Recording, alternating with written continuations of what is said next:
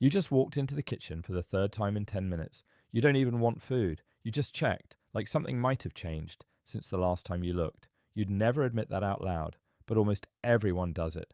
Rehearsing a conversation that hasn't happened yet. Replaying an argument from last week, except this time you win it. Checking if they viewed your story. Looking up someone you haven't spoken to in 6 years. Talking to yourself mid-task, like there's an audience. These aren't quirks. They're some of the most common private behaviors humans have, and almost nobody talks about them. So why does your brain do this alone when nobody's watching? Start with the argument you keep replaying. The one where you finally say, the perfect comeback 3 days too late. Psychologist Bloomer Zygarnik discovered something strange back in the 1920s. She noticed waiters could perfectly recall complex unpaid orders, but forgot them completely the second the bill was settled. Unfinished tasks stay loaded in memory, finished ones get cleared out.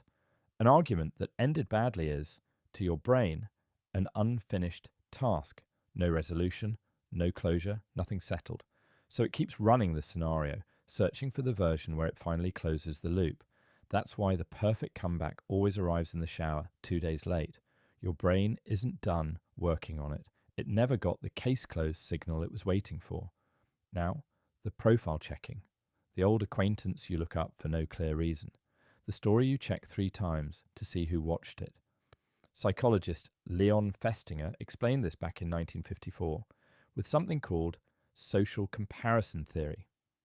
Humans don't evaluate themselves in a vacuum. You figure out how you're doing by measuring yourself against other people, constantly, automatically, usually without noticing you're doing it. Checking someone's life isn't random curiosity. It's your brain quietly running a comparison, gathering data points to answer a question it's always asking in the background. Where do I actually stand? Social media didn't invent this instinct. It just gave it infinite material to work with at any hour for free. Then there's the version of you that talks out loud when no one's home, or rehearses a whole conversation in your head before it happens. Psychologist Ethan Kross spent years studying what he calls the inner voice, the constant narration running through your mind. His research found something surprising. People who talk to themselves using their own name, or you instead of I, handle stress noticeably better. Something about that small shift creates distance, turning a panicked inner voice into something closer to a coach talking you through it.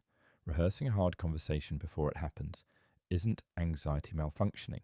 It's your brain running a low-stakes simulation, trying out responses before the real, higher-stakes version happens. Actors call it a dry run.